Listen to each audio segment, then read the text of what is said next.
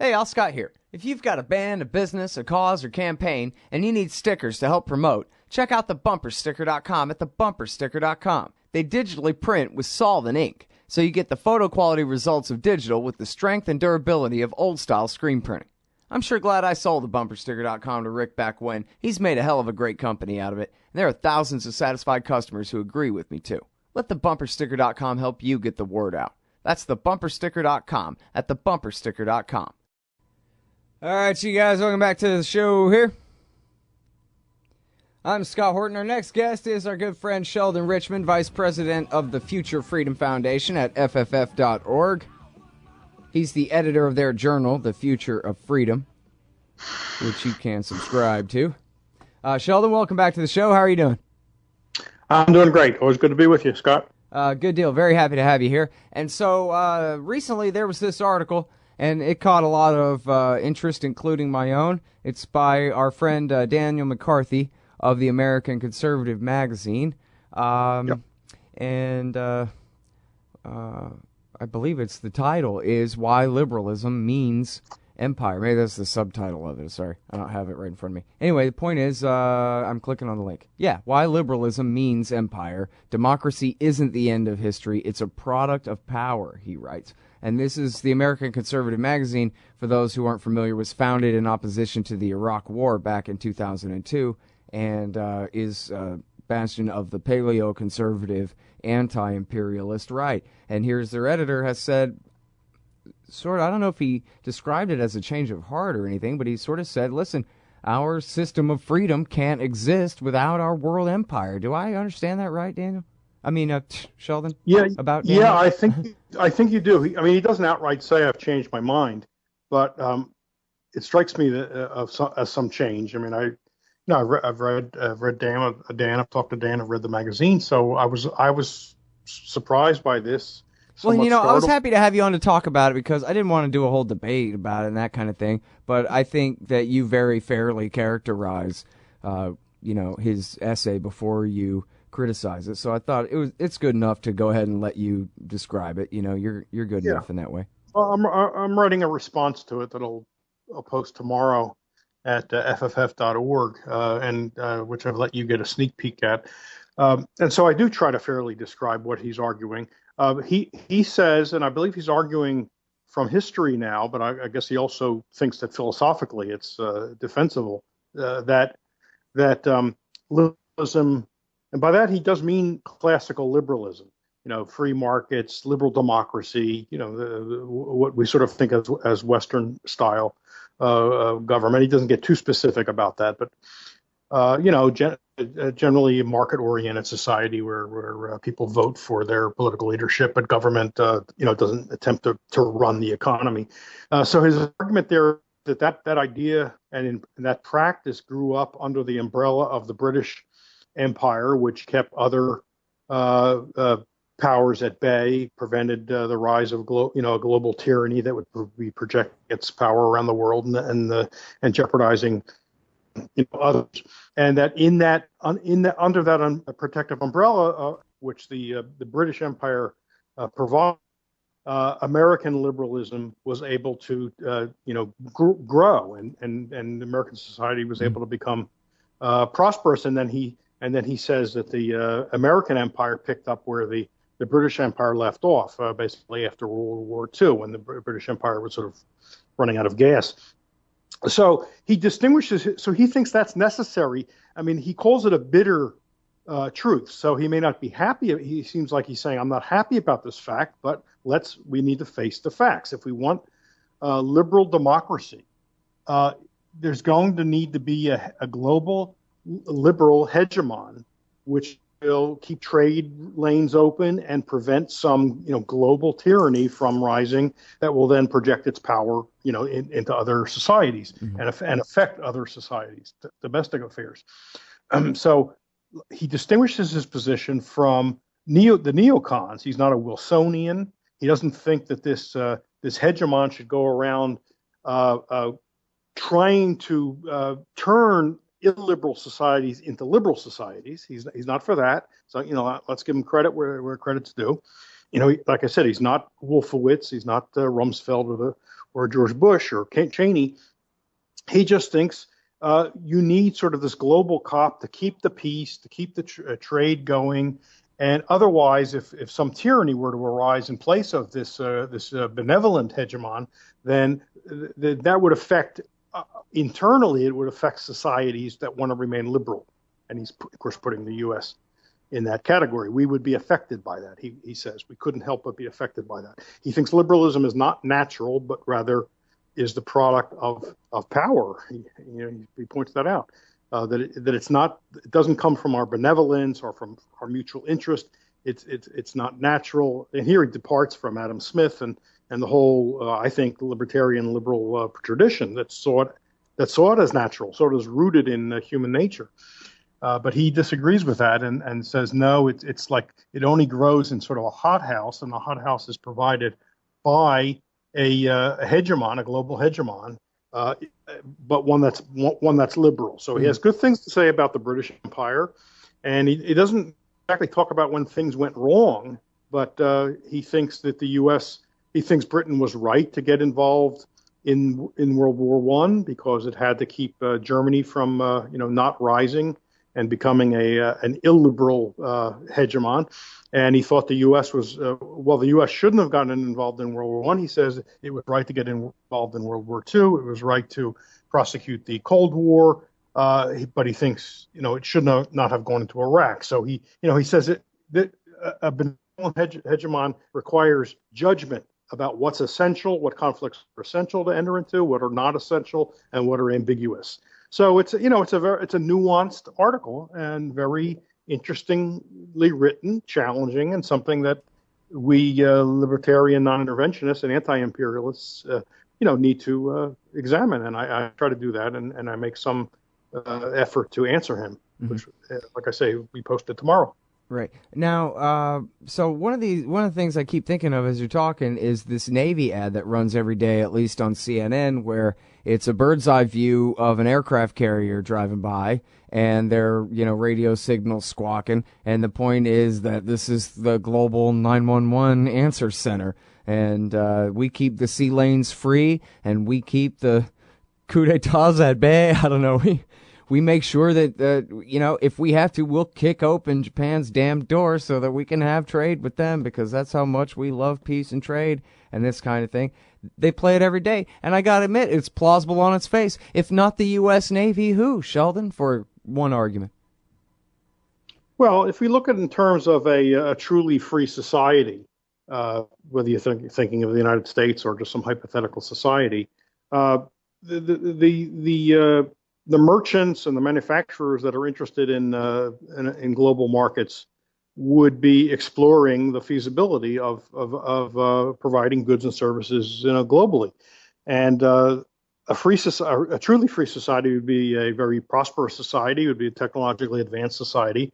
I don't know why it's impossible to think that the merchants themselves would not get together and have a way to protect their ships on the seas. I mean, we sort of take it for granted that no, only the U.S. Navy can do this, and that that rules out the whole idea of entrepreneurship and ingenuity and discovery but see, I go beyond that in my piece and talk about the dangers that this he assumes away the dangers, I think, that that any empire would pose to a liberal society. He acts as if, no, it's the empire that's going to protect internal liberalism, domestic liberalism, by keeping tyranny at bay. But if you look at what the public choice school argues and just the dynamics of politics, there's no reason to be confident that this empire is going to protect liberalism. It's going to need a lot of taxes. And when people don't want to pay the taxes, it's going to turn to deficit finance, which means it's going to turn to central banking, which means it's going to there'll be crises, there'll be long-term unemployment from booms and busts, and all that makes the people open to political promises for programs to take care of them in the economic uncertainty. You end up getting the whole welfare state out of empire, I think. Yeah, I think you're describing America in 2014 right now, Sheldon. All right, hold still. We'll be right back with Sheldon Richman from the Future Freedom Foundation, FFF.org. Just a minute. Why does the U.S. support the tortured dictatorship in Egypt? Because that's what Israel wants. Why can't America make peace with Iran? Because that's not what Israel wants. And why do we veto every attempt to shut down illegal settlements on the West Bank? Because it's what Israel wants. Seeing a pattern here? Sick of it yet? It's time to put America first. Support the Council for the National Interest at councilforthenationalinterest.org and push back against the Israel lobby and their sock puppets in Washington, D.C. That's councilforthenationalinterest.org. All right, welcome back to the show. I'm Scott. This is my show. I'm talking with Sheldon Richman from the Future Freedom Foundation. And, you know, this argument, I guess, comes from a different place than McCarthy's arguments or yours, Sheldon. But that is what the commies always say, that empire is just, you know, the last or the second to last stage of capitalism. Of course, you let a bunch of entrepreneurs get rich, the first thing they're going to do is buy up a bunch of statists and use that government power to enforce, you know, some degree of fascism, mercantilism, in order to protect themselves from their up-and-coming competition here or abroad or anywhere else. And so then, you know, what that means in practice is when Dick Cheney's the head of Halliburton, he wants to drop sanctions and do business. When he's the vice president, he wants war. So, you know, you have that whole quasi-free market, as they call it, mixed economy where empire's just kind of part and parcel of doing business. Is that right? Yeah, well, it's been called by left-wing thinkers free trade imperialism, and that at first sounds like a contradiction. I mean, strictly speaking, it's a contradiction. But if you look at American history, trade policy was always a government policy, right? It was hardly anybody was calling for laissez-faire. Merchants certainly weren't. You know, manufacturers weren't. There might have been some, you know, ideologues on our side who were for that, but that was not the dominant thinking. From the very start of the country, trade was identified with government opening up markets, or, you know, signing deals with other countries, or, you know, and using gunboat diplomacy if necessary, the open door. You know, all those things were government programs. Now they were to benefit particular industries and maybe industry generally, but it wasn't laissez-faire. So you know, I think what you're saying has merit. It's open to criticism that this is capitalism's method of using coercion to get people to be like us, or to do things the way we like it. You know, and we know what happens with bilateral trade agreements and multilateral agreements these days. It means that we impose a very strict intellectual property regimens on those societies, whether they want them or not, or else they don't have access to U.S. markets. This is hardly, you know, free trade. This is hardly social cooperation and laissez-faire and, you know, live and let live. It's gunboat diplomacy, just in a new guise. Well, so how do we have liberalism without empire then? I mean, the commies say, well, this is just, you know, all the empire, and i.e. the bloodletting. Hey, that's just part of having capitalism. And Dan McCarthy saying we can't even have capitalism without all that bloodletting. In a sense, the commies are right from that point of view, but I guess good enough then. As you said, you know, he didn't want to invade Iraq or anything horrible like that, but still. But so now how are you advocating for a free economy without empire at all? Well, let me back up a second.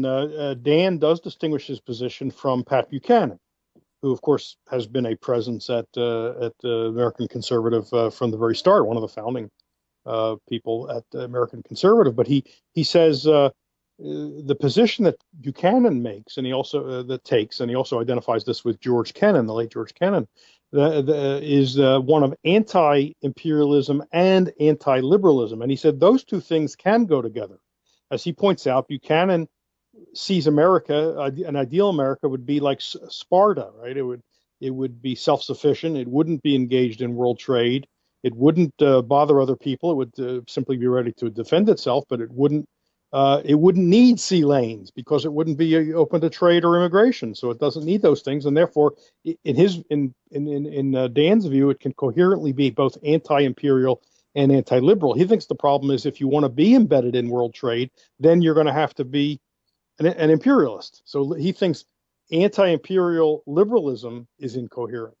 I disagree. I mean, I already indicated how people that wanted to ship their goods might protect themselves. I think a free society can protect itself without engaging in empire, which doesn't necessarily mean you need the state to do it. My piece is going to discuss a little bit of paper by Jeffrey Rogers Hummel about how a free people could defend themselves, which doesn't even require the state. So I don't see the problem. I mean, I'm not saying there are any guarantees. It doesn't mean that a free society could never possibly be conquered, but plenty of unfree societies have been conquered, and plenty of societies with big governments have been conquered. So there are no guarantees in the world.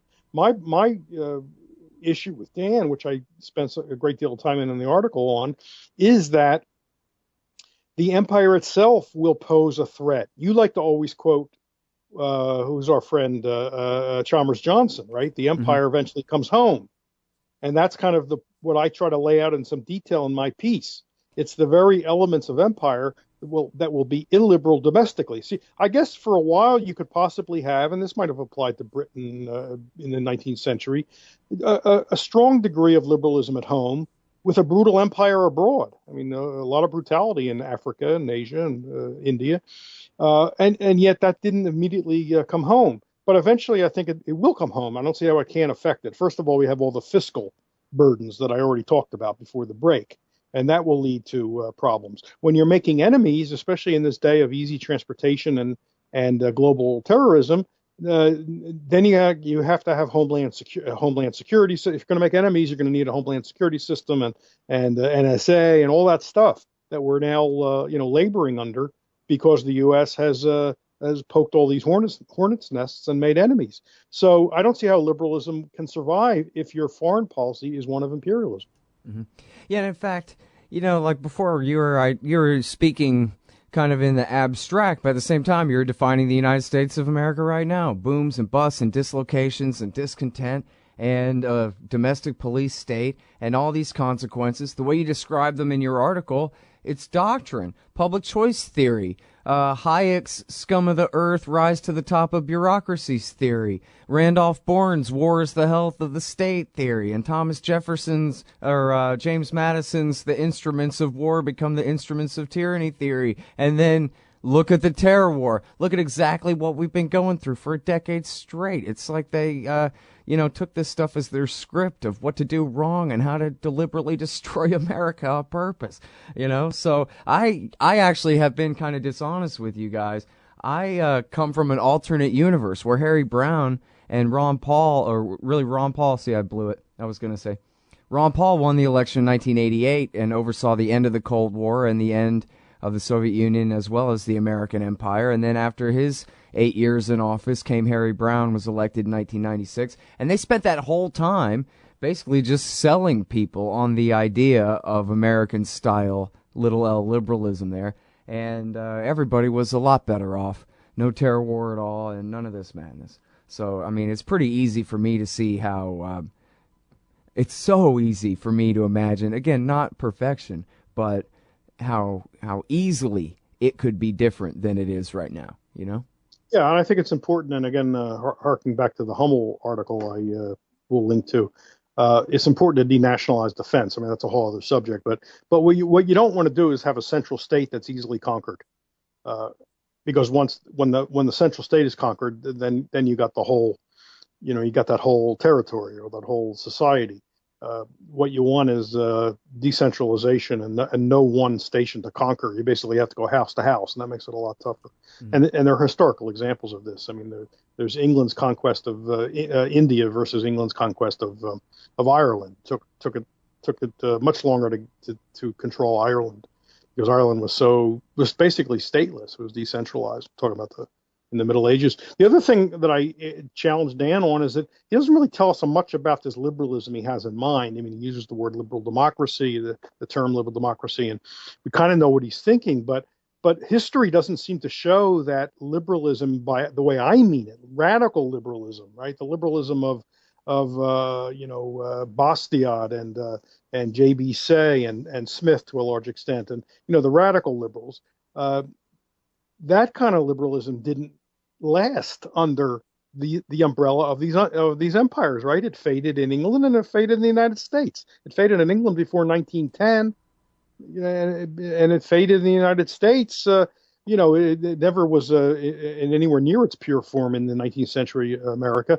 But we had the Progressive era, and we had, as a result of the Civil War, a huge amount of statism and corporatism. So where's this liberalism that thrived under the umbrella of a liberal empire? I don't see it.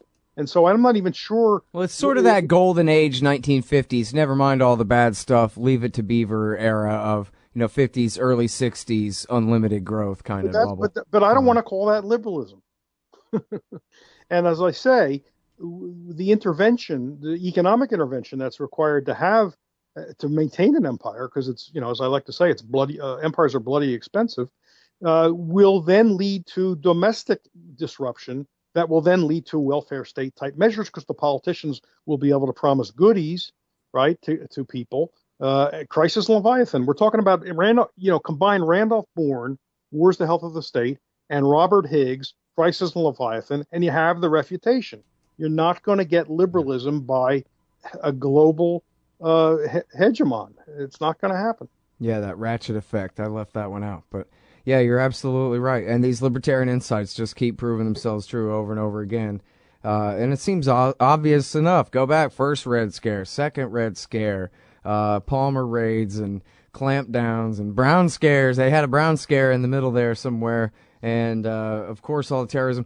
Jeff Tucker wrote a thing that was really interesting the other day where he pointed out about the effect of the Oklahoma City bombing in kind of solidifying that whole them versus us view of the American people by the American government. And of course that was blowback from the first Gulf War and from the militarization of the federal police and what had happened at Waco. And then of course there's a more complicated story than that, but anyway, about how that really changed the way that federal government employees, especially federal police, think of the American people. Like everybody is just a McVeigh, waiting to do something like that at any moment. And so it's a giant change in the thinking. And, of course, 9/11 and everything since overshadows the Oklahoma bombing so much, people don't even remember that anymore. But that really, I think he correctly identified it as something that really changed the mindset of American government employees about, the way that they view us. Just another one of these same consequences that you're talking about. Yeah. I mean, McVeigh called it collateral damage because that was what his army captain called it. If you have the apparatus of empire, global empire, you're going to attract people who like running that sort of apparatus. So it's Hayek's why the worst get on top. You're going to get people who think war is manly and creates national greatness and national honor. You're going to attract, Teddy Roosevelt types and worse, not Ron Paul. Ron Paul's not going to be interested in running, or anybody else you can name in that along those lines. That sort of person's not going to want to run a global empire. If the person should get a chance, he would dismantle it, but he's not going to want to run it and maintain it. So I just don't see where Dan has made the case that liberalism, and he makes strong statements. Liberalism depends on this global power, this global empire.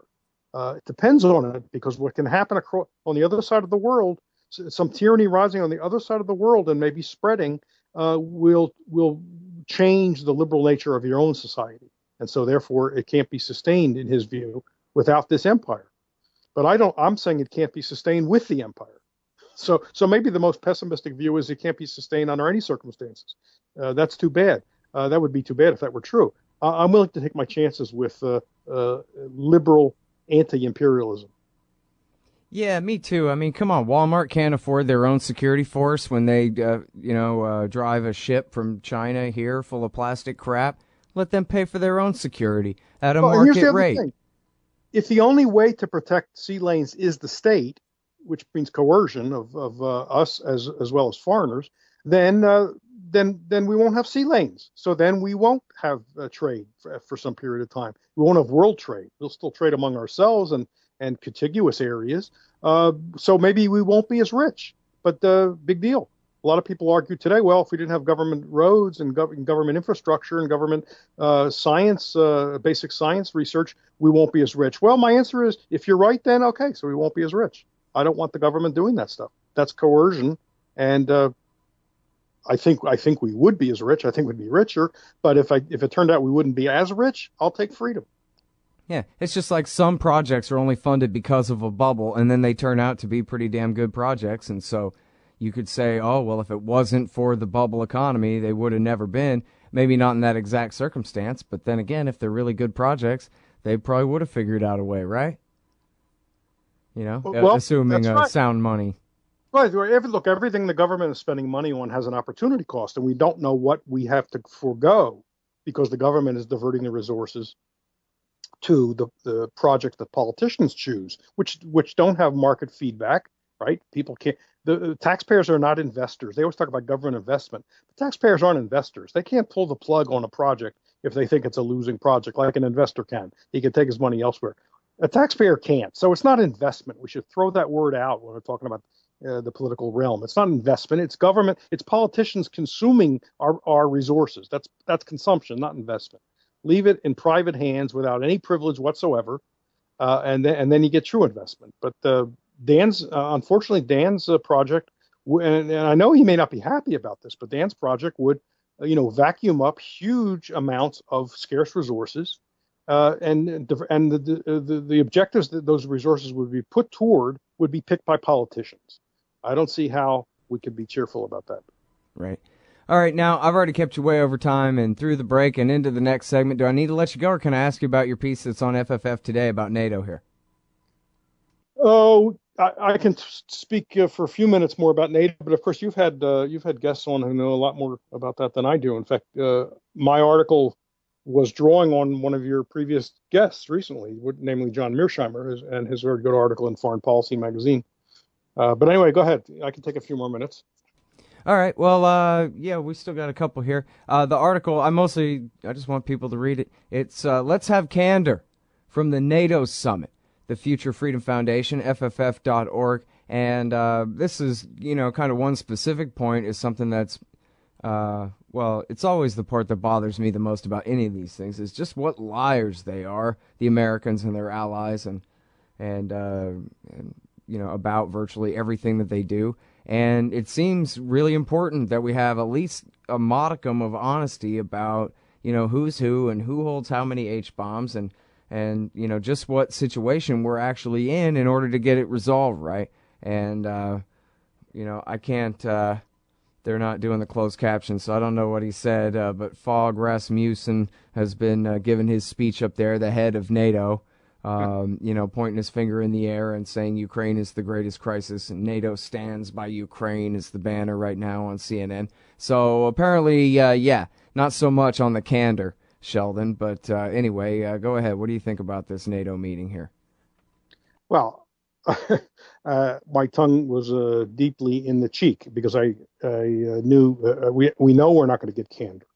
The whole point of the meeting, besides talking about ISIS, I guess, is to badmouth Russia and its aggression in Ukraine. Now, I'm no fan of the Russian government. I'm no fan of Putin, but I do agree with Mearsheimer. Although I don't consider myself a foreign policy realist. I'm not of that school, but he's right in thinking that governments tend to act in their own security interest and tend to be rational actors. They're not just sort of mostly not madmen rushing around without any rhyme or reason. They have objectives and they calculate what means will gain their ends.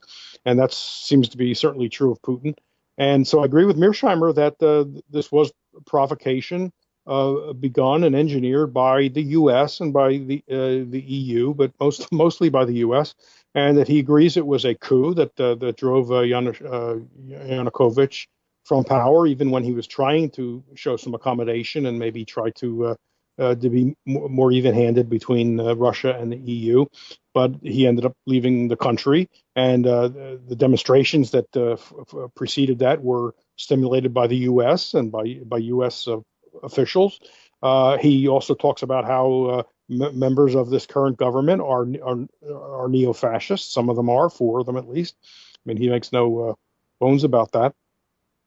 And he says Russia was just predictably acting like states will act, especially a big power like Russia is, defensively, not offensively. And of course, that's been the opposite of the narrative that we've gotten from the Obama administration and from the slavish media, which was talking about this meeting, saying, I heard just on CNN an hour ago maybe that chief on the agenda is Russian aggression in Ukraine. They don't say alleged Russian aggression. They don't say what what NATO claims is Russian aggression. Yeah. They just take that as a fact and pass that along to the viewer, who just naturally assumes, well, I guess Russia is engaging in aggression. And I'm not approving of everything Russia did. I don't know whether they sent troops into eastern Ukraine. I do know that there are separatists. There are a lot of Russian ethnic types in eastern Ukraine who are not happy with what Kiev started doing the moment Yanukovych was gone.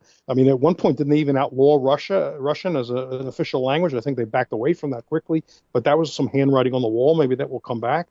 And so they're worried. And now we know that more people are now dying in eastern Ukraine than died in Gaza, right?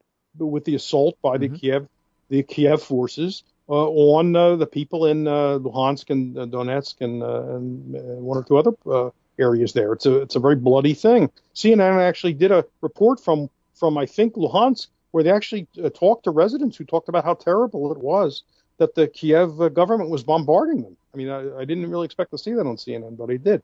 So, you're not going to hear anything like that out of the meeting. Of course not. We know that, and I was just using that as a device to give some publicity to Mearsheimer's very good article. And like I said, he's not a fringe character. This is a major magazine. And if he can think it, maybe other people can think it. Yeah. Well, I mean, it really is just an amazing thing that just time and time again and I know it's not just foreign policy, it's everything that they do. Every politician just lies about everything, but these lies, they're so big they seem like they couldn't possibly be a lie. I mean, how can you just sit here with a straight face and say Russian aggression when actually you're just making stuff up? And yet here they are again and again. In fact, that exact phrase was just the banner at the bottom of the screen this morning on MSNBC, Russian aggression in Ukraine. Just take it as a given, because that's what a bunch of politicians and their appointed spokespeople said.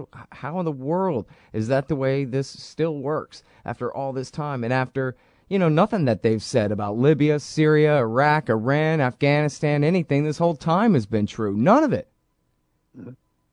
But anyway, So then they just go on. And even for me, I think, like in the case of the plane, I thought, well, it's probably the rebels accidentally did it, right? Thinking they were shooting at a Kiev Air Force jet that was bombing them from the air. But then, no, even that one seemed to be a big lie and maybe even a deliberate provocation. Yeah, I don't know what happened there. I didn't get into that at all. Mearsheimer, I see, didn't get into that either. He's really talking about how the whole thing got off the ground, the whole crisis began. Yeah. And so I stuck to that. And yeah, it's very hard to know exactly what happened in these particular. Well, it's clear that Kerry didn't know what he claimed he knew when he was basically giving us the Syria treatment and saying, we know the Russians did it. We know they gave them this missile and all that stuff. That did not pan out. Anybody that believes anything that Curry says deserves it, I guess. Yeah. Come on. Yeah. I admit, though, even after all of this, I'm still surprised that they would pick this kind of fight with Russia. I mean, the fact of Russian hydrogen bomb-backed independence is just a fact of this world. And the fact that anybody thinks that they're going to do anything about that is just beyond crazy and stupid. It's unbelievable. Yeah, I don't know where it goes from here. Because you're right. Obama doesn't want a war with Russia. I don't think anybody wants a war with Russia. Russia doesn't want a war with us. And so I don't know where this goes, because who's getting the impression that these sanctions are turning Putin around? I don't see it. As this is a subject covered by Mearsheimer. He says that sanctions aren't going to do it because Putin and the people around him, and I guess the public supports him, believe this is really a threat to Russia. Yeah. And so they're not going to let some sanctions deter them. They think they're in danger with this encroachment, especially on Ukraine. They think Ukraine, will end up in NATO along with Georgia, and they're acting the way this has nothing to do with the Soviet Union or communism or Marx, right? This is the way Russia would have acted in the 19th century, and as Mearsheimer points out, it's the way the United States would be acting today if the similar thing were happening on its borders, right, in Mexico. Right. Well, now the good news is today is that they really do seem to be agreeing. Both sides are saying they're working on the ceasefire agreement. They plan on implementing it soon, and that's on the heels of and a result of, as Eric Margulies was saying earlier on the show, of the counteroffensive that has really pushed the Ukrainian military back. So now Putin, as Margulies put it, is in a very good position to dictate terms that this is how we're going to end this to Poroshenko, who I guess, as Margulies said, he could try to double down and reinvade here in a little while or something like that. But it seems like maybe he's decided to go ahead and cut his losses while he's behind. So. Well, yeah, I don't know. I don't think Putin is the reckless person that so many people want to make him out to be. Again, I'm not a fan of his. I wouldn't want to live under a Putin administration. But I don't think he wants a war, and I think it's not unreasonable for American policymakers to be cognizant of Russia's defensive concerns, security concerns, when they're doing stuff like they did this year. I mean, I don't know exactly what they had in mind, the Americans had in mind when they decided to push this, but they certainly didn't do a full analysis of what the likely consequences were going to be. Yep. All right. Well, thanks. I kept you over time again, even more. So I sure appreciate it, Sheldon. Okay. Anytime, Scott. I enjoyed it. Have a great day. Bye. You too. That's the great Sheldon Richman, everybody. He's at fff.org, and he's the editor of their journal, The Future of Freedom, fff.org/subscribe. So you're a libertarian, and you don't believe the propaganda about government awesomeness you were subjected to in 4th grade. You want real history and economics. Well, learn in your car from professors you can trust with Tom Woods' Liberty Classroom. And if you join through the Liberty Classroom link at scotthorton.org, we'll make a donation to support The Scott Horton Show. Liberty Classroom, the history and economics they didn't teach you. Hey, all Scott here. If you're like me, you need coffee. Lots of it. And you probably prefer it tastes good, too. Well, let me tell you about Darren's Coffee Company at darrenscoffee.com. Darren Marion is a natural entrepreneur who decided to leave his corporate job and strike out on his own, making great coffee. And Darren's Coffee is now delivering right to your door. Darren gets his beans direct from farmers around the world. All specialty, premium grade with no filler. Hey, the man just wants everyone to have a chance to taste this great coffee. Darren's Coffee. Order now at darrenscoffee.com. Use promo code SCOTT and save $2. darrenscoffee.com.